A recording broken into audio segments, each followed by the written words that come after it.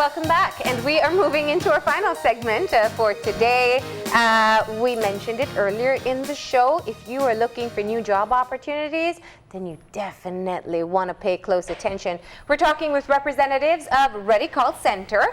We have with us Recruitment Manager Keith Alarcon, and we have the Vice President of Ready Call Center, Jeremy Papai. Good morning and welcome. Good morning. All right, so I want to step back, and one of the most important clarifications we were talking about just now is that Ready Call Center is based in Belize. It's not a branch of an international company. Let's talk about that. Yes, so Ready Call is based in Belize. It's the oldest call center that has existed. 2005, June was their inception. They've been open ever since. They have relocated to many different places. They're known for starting off on New Road, and from there moving over to the Icon building, and from there expanding over to the Barrel Boom Cutoff, where they have the ISCL compound. Okay. Now talk to us about the functions of the center itself. What's your overall vision, and what's the work that you do? The overall vision for the center is to provide as many jobs as we can. We have a very simple mission. Not a lot of people, our companies are hiring people straight out of high school, not giving them the opportunity. You'll see a lot of ads in the newspaper that say you need to have X amount of years of experience, but if no one's hiring you, who's giving you this experience?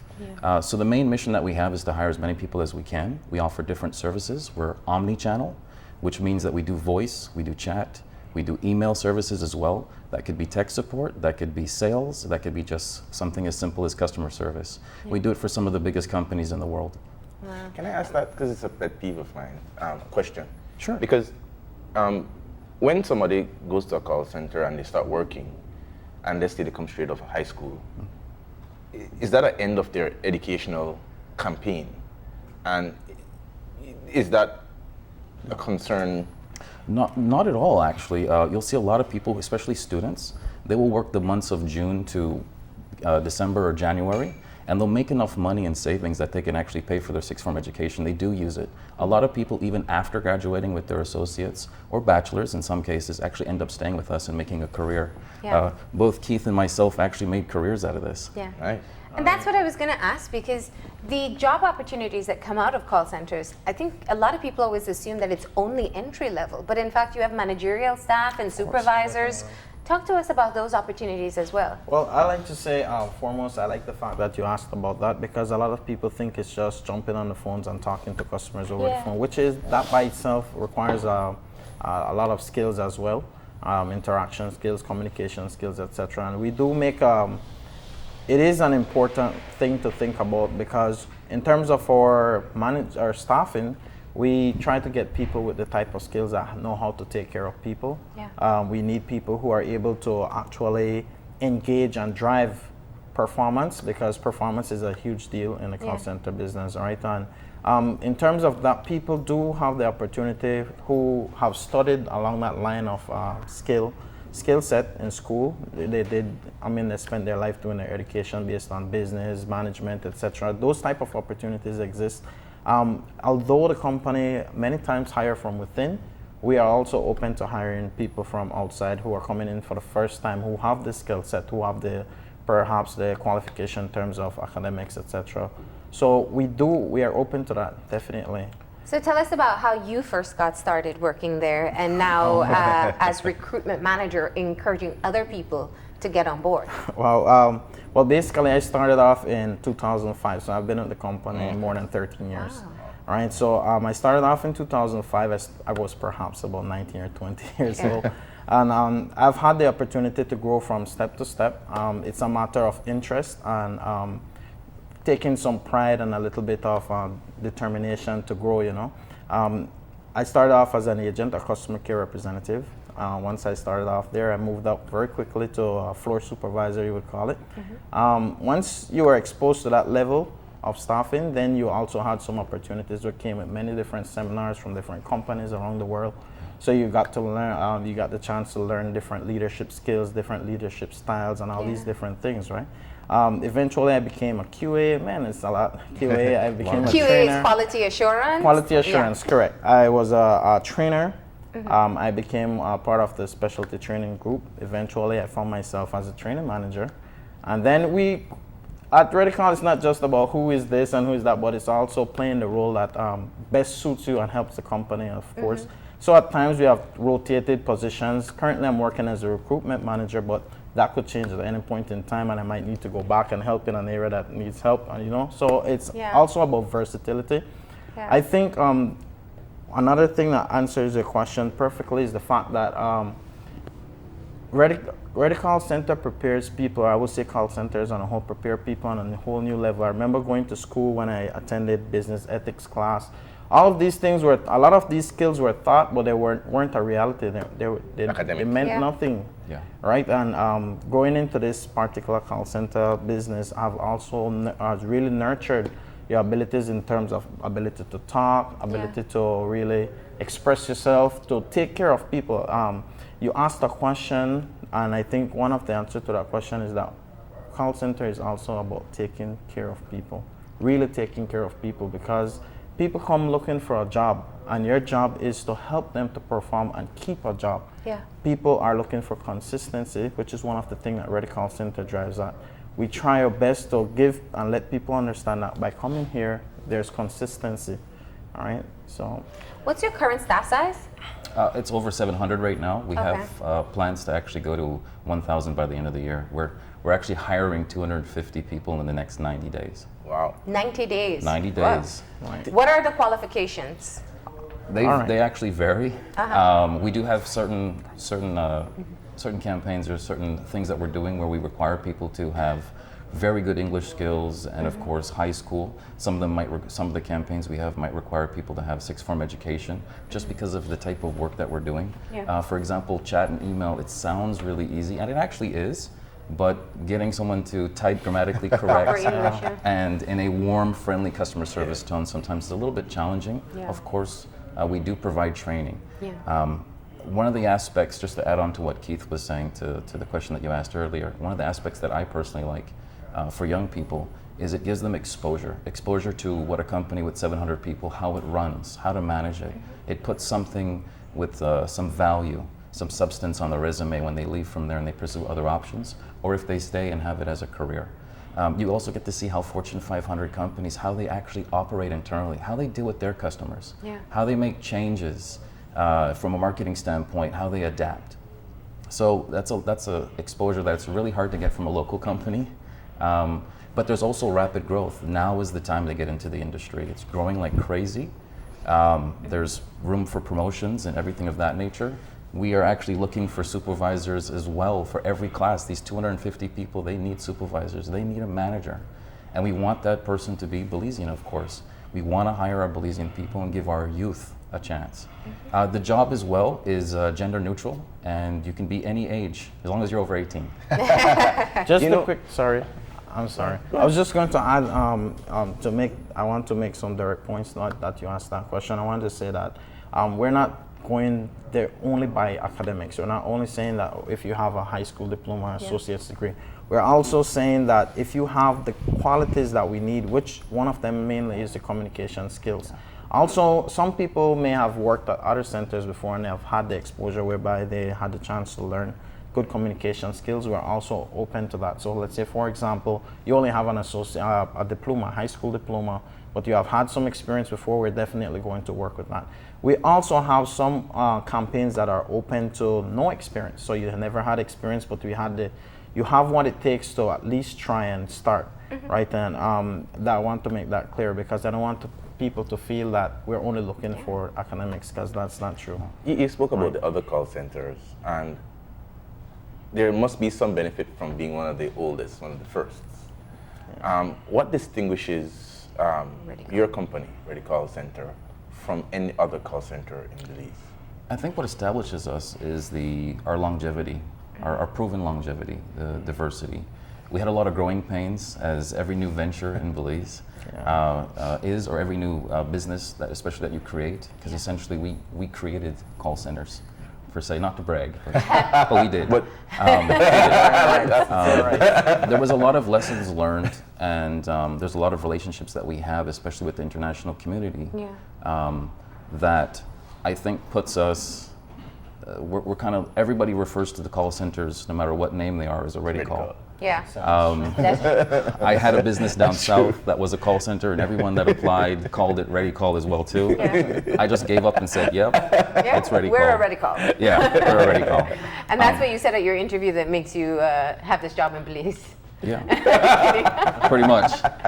Let me jump in here because I do want to talk about the growing pains, because those may be some of the concerns that still linger today when people think of joining the company. Tell us what you've done to be able to be as upfront as possible with new employees as to what the expectations are, so that if there's a holiday or a 24-hour shift that has to be done, that they know that this is what is expected from the start, and that you've done your homework to ensure that it conforms within our labor laws as well. So what we've done for that is we've redesigned, even from the way we market our jobs, whether it's through Facebook, newspaper ads, or even through mediums like this, Yes. Of exactly what we want. Not just the criteria that you need to type so fast and speak so well and stuff of that nature, but what the shifts are, what the performance expectations are. As a matter of fact, I personally do orientation. So for every new group that makes it past Keith, that actually makes it to training, I actually spend an hour and a half with them, telling them about the company, telling them about the campaign that they're on, what's the expectations. We introduce them to HR so they know they can go to for complaint, the chain of command, that type of thing. And we address certain concerns. Working in a call center is different than a lot of places because everything is so structured and exact. Maybe showing up 5 minutes late to work here might not make a difference, maybe. But at a call center, that's actually money. Yeah. So a lot of people aren't just naturally used to be managed or governed like that. So it is something new that they have to adapt to. I do think that call centers are something becoming common or normal here. It's normal to know somebody who's worked at a call center, somebody who stayed at a call center probably for 5-6 years, maybe more, like me and Keith. We've been in the business over a decade. But I think that some of the challenges have already been addressed, and other centers are doing their part to address it as well too. Yeah. Because it is a different corporate culture than most corporations. And that, I'd like to dig a little bit deeper into that because, as you say, the perception of Belizean culture is that we're a lot laid back. We have a lot of Tardiness. And I mean, even in terms of the way we speak Creole, as I was telling somebody, I was having lunch outside of a call center yesterday in the park. And I was telling somebody that Creole is an imprecise language. You know, we're very imprecise. And you're talking about, this is almost like the complete opposite of what the Belizean culture is. The work culture, Exactly. How has the corporate culture been able to be sensitive to and as well bring it to the Fortune 500 level that it's supposed to be? So one of the things that has actually kind of paved the way for us is that Belize is a country that has a lot of tourism. So that's kind of helped, especially on the customer service front and even on the sales front. Whereas it comes to certain behaviors, whether it's being late is a casual thing. You know, in Belize we say the phrase "right now," and it's not a defined amount of time. It could be an hour, it could be 5 minutes, directly. That's right. So we've actually worked with a lot of people. Most of our staff is actually young, and you would think that having a young staff would present a lot of challenges, but to be very honest, it doesn't. Especially because the expectation of what they're walking into is clearly defined. That's one of the biggest things. If you clearly define your expectations, then you will achieve most of the time what exactly you want. And that's why for us communication is key. Having Keith in his role that he's there and using the technology that we have, whether it's Facebook and marketing or interacting with them. We even have a business WhatsApp number that people can pretty much 24/7 we interact with them. Yeah. We have a very good response time on our Facebook page. It's actually under a minute. Without auto response? Without auto response. We have an auto response, but we have somebody who will reply to you right away. I want to talk about the interest level that you're seeing from Belizeans. You know, we very much about the unemployment rate in the country, the poverty rate in the country. One would only generally assume that you're inundated with applications. Is that the case? That is true.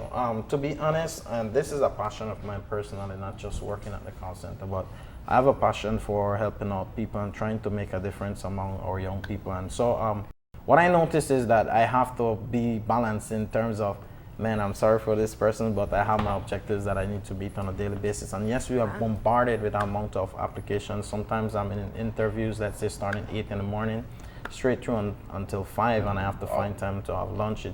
It's really tough. The only thing is when you have to go through all those applicants and then you have to say a no to some of these people because they don't meet the requirements, which I think is something I should say and talk about, because people need to understand that business on an international level is completely different from what we're accustomed to in Belize. Yeah. And it's very fast paced. It requires you to really take up the mantle of responsibility and say, you know what, I am going to prepare myself for this. And once you have been through the experience and you have given yourself a fair chance, I believe it makes you a completely different person. Earlier you were talking about your the language barrier, and I found that when we first, the first 5 years, I've heard people saying, you know what, I go to lychee and I don't say, give me a lychee again, give me a $5 chicken. You don't say, can I please have a $5 chicken? People are saying, the approach is different, and I think it's just a matter of culture and being exposed. Yeah. So we are bombarded a lot of applications and have to sort out throughout who are the people. What distinguishes, what distinguishes when you're doing interviews and you're separating, okay, this person, what stands out at you? What characteristic you find is the most attractive or helpful? I was going to ask the same question just in a different way. What can someone do to be better prepared going into the interview so that they can stand out? Kind of the same thing. So I would say I like to take things apart in points. So I would say point number one, bring your stuff that you need, your documents. Yeah. Decently prepare your application form, your application letter, your resume, and have your stuff, have it posted. That will be one. When somebody comes like that with me, everything, I immediately understand that this person is really interested in a job, right? So that's number one. Number two for me so what's is that? Police report, your police record, Social Security card. a copy of your social security card, or you can bring the social security card and we'll copy it, your qualifications if you have a school diploma, your associate's degree, and a decent presentation of your resume. Right? Okay. And that would be number one for me. That tells me that somebody is really looking for a job. Secondly, I would say I pay attention a lot to the way the person presents themselves in terms of their mannerism. You know, basics about appearance is important as well, right? We don't make a huge emphasis on it, but it is important. The way the person communicates. You see, because call center, you're interacting with customers. We have had, to be honest, just to give you an idea, we attend to customers who spend thousands of dollars in one transaction. So we're looking for a real high touch level of service, and that's one of the challenges that we have with all those applications coming in, because when people are not exposed to that type of culture, we have to train them, and some people are able to grasp quickly, and some take some time before they really get the hang of what's going on. Two-phase process. Right. Interview, and then you're recruited, and then you move on. You're trained, and if you pass that training period, then you move on to actual employment. That's absolutely correct. You have a very difficult job, because what you're really looking at is potential, because a lot of people coming in are very young. Definitely. So they probably never, except for speaking to their principal or teacher or parents, they have no idea of this person spending so much money. Right. How do you identify that potential? Sorry, go ahead. To identify that, well, one of them, we go through several different tests. One, you need to be able to read, and you need to be able to read a good expression. You need to be able to you really use your punctuations, all right? When you're talking, be able to compose yourself properly. Some people, it's really turn off if somebody does this. Well, you know, just everything comes into play when it comes to the way they present, body language and the way they present themselves. If somebody shows me they can read well, they can talk well, proper English, fluently. If I ask you one of the most difficult questions I think a lot of people like to run away from, which should be the easiest in an interview, is tell me a little bit about yourself. And a lot of people run away from that question, and sometimes I find that a lot of people can't really say anything much about themselves. At 18, I knew nothing about myself. But you should know to expect that question at an interview. Exactly, and those are some of the things that helps me to say, well, this person prepared for an interview, or this person just showed up here, right? So that makes a huge difference. I want to ask a very serious question, because it is something that I know we battle with in Belize. We speak Creole in place of English all the time. In fact, sometimes we use Creole with English accent or an American accent, and we call it English. That's true. Do you work with people? I mean, this is no fault of their own. It can be blamed on the education system, on just a lack of exposure. Right. But do you work with people to be better in speaking proper English? Yes, we do. At one point in time when we were recruiting for a particular campaign, we were very specific about the the way we speak and our accents, etc. We had to actually prepare sessions, English sessions, where we review simple things like subject verb agreement and those type of things, and we had to go through them just as a refresher for some people. Even with our campaign, for example, there are times when we spend a little bit more in orientation, just reviewing with people the different topics that they'll have to look over. I'd say, go and look at your sentence structure, go and look at your subject verb agreement, go look at how to properly use your punctuations, because in the email response, it's not verbal communication, it's written communication to be well punctuated. And so definitely that's a challenge, and we have things in place that we use to work Excellent. with that. In follow-up to that, I mean, I've used call centers before at Apple, and I get somebody who is from somewhere in the Middle East, and it's like thick. The subject verb agreement is beautiful. The accent is just. How do you neutralize a Belizean accent and pace? Belizeans speak very fast, and we add on one word to the next word, and we chew it up. I'm one of the most guilty persons with that. I would say, well, both of us have been trainers as well, so we definitely had that experience working with people on these things. I remember one of our leadership or one of our training itself, we highlighted things such as that, like for example, matching the customer space. If somebody calls you from Alabama, you can't talk like you come from New York, because you're going to drive them nuts. And don't talk slow if you're talking to a New Yorker. And vice versa. They'll It's hang the up on same. you. Yeah. Exactly. So it's a matter of training. I like to encourage people on the onset. If you want to sound like an American, that's fine. Just don't use words like gonna, wanna, and ain't, because those are not English words. There's just right. So like simple things like that we would say, but we try. If somebody wants to sound like an American, that's fine.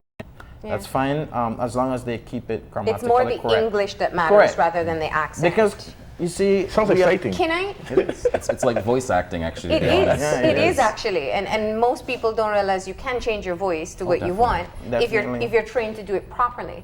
Now, take us back though. Part of the appeal of Belize. This is why business product outsourcing (BPOs) are blossoming in the country, because we do have a particular market of young people looking for jobs who speak English, who have trainable voices, and a fairly decent command of grammar. Do you foresee a time where perhaps this particular industry will peak, or are we only set to grow from this point forward? Grow, actually. Speaking of growth, we're actually opening a center at the end of this month in Orange Walk, actually. Is that the first in Orange Walk? For us, yes. First in Orange Walk, we have a center. We've procured a location already. We're getting it set up, and at the end of the month, it's going to be the grand opening for that center. We've actually just procured also the King's Room for Princess as well. That's to tell you how much growth.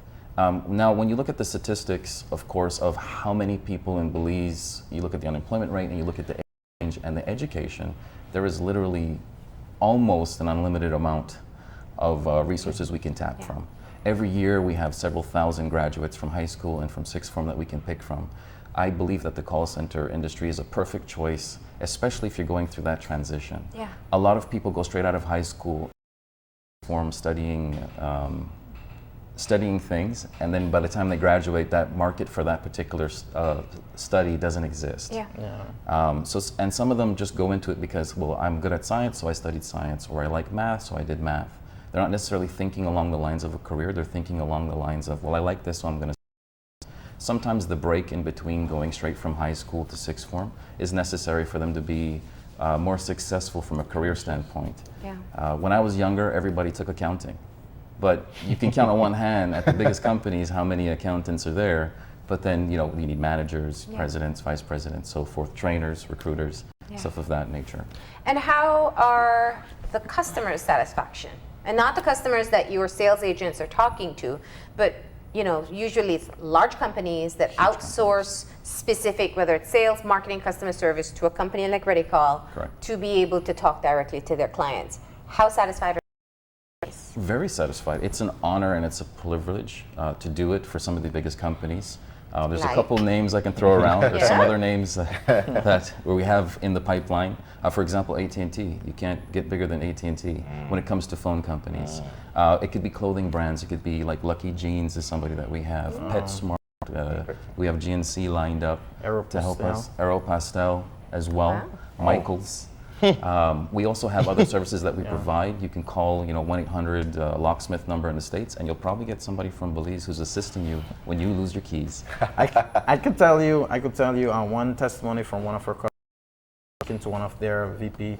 They actually said, the guy said, when we first tried or pioneered our first training group here in Belize, and they looked at the performance and everything, he said, I can't believe this existed all this while.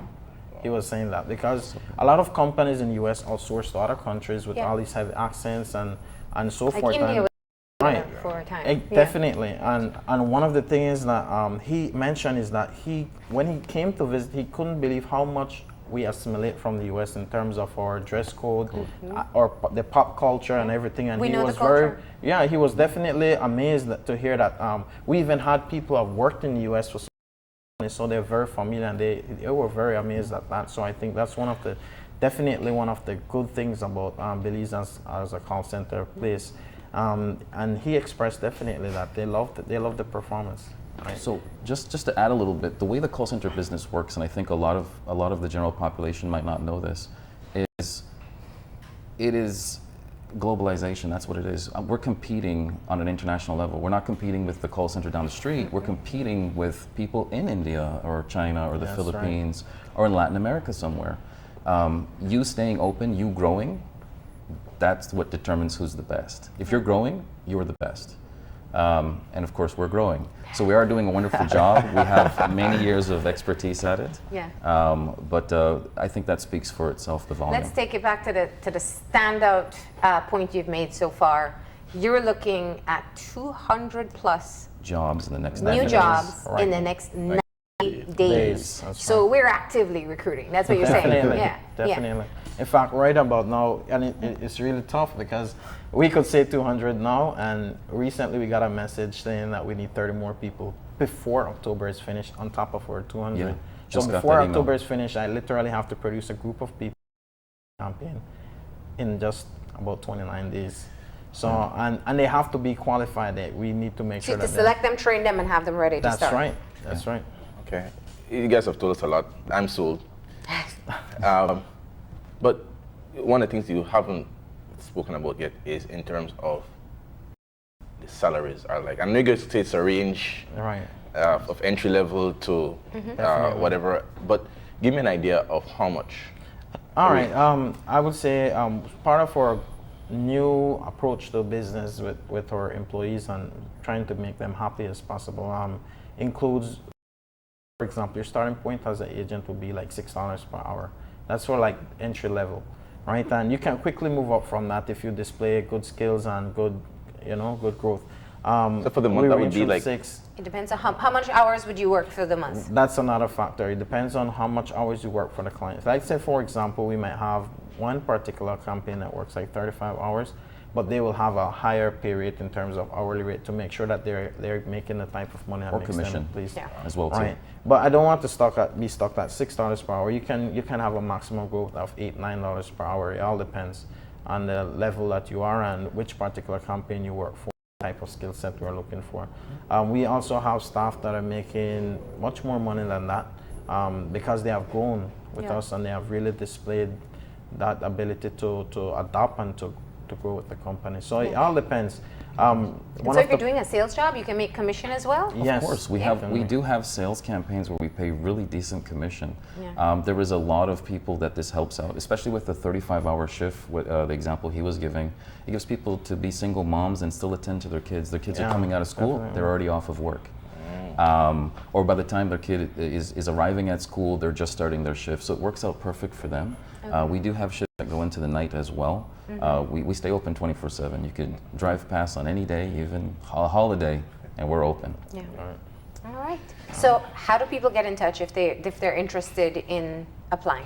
All right. Well, first of all, we have our business WhatsApp number, which is 223-555. And then we also have our email address, which is jobs@redcallcenter.com, rccbpo.com. And then we also have the Facebook medium. We actually have people, including myself at times, who are actually responding to people asking questions on Facebook. So we have our Facebook page. Those are the main ones, I would say. If you want to, usually if you get through to one of those, somebody's going to ask you to come in. Okay. Right? They might ask you a couple questions, like for example, where do you live? Just basic stuff, so we can know more or less where to profile the person and place them in a correct, appropriate campaign that suits their set. All right. Right. So. And you need people ASAP. Be over 18. Right. And then you will fill them in with their requirements when they contact Right. you. Definitely. Exactly. And of course, we've got Orange Walk coming up end of the month. So if you're in Orange Walk, please apply. Get a head start on the application. This is a very busy man. English is important, or we're looking for English. Spanish and English We're speakers? looking for Bilingual. bilinguals, actually. Bilinguals, That okay. was the thing we never mentioned, that we were actually trying to take advantage of that location for the skill set of or having bilinguals there. 85% of Oaxaqueños speak English and Spanish. Yeah. And there's a multitude of high school students and sixth form students, roughly about 7,000, based on the statistics I got off of the statistics website that Belize has, that need jobs. And a lot of them actually do work in call centers already up here in Belize City, but they have to travel an hour and a half, and you see the traffic. Yeah. So we're helping you guys by reducing the traffic. By having a call center. And you can tap into a Spanish market. Well, in fact, even the American market requires a lot of Spanish now. Yeah, Yeah. definitely. All right. Well, best of luck, and thank you for Thank you coming in too. and shedding some light on the work that you do at Ready Call Center. Thank you, it was an honor. We're going to go ahead and take our final break now, and when we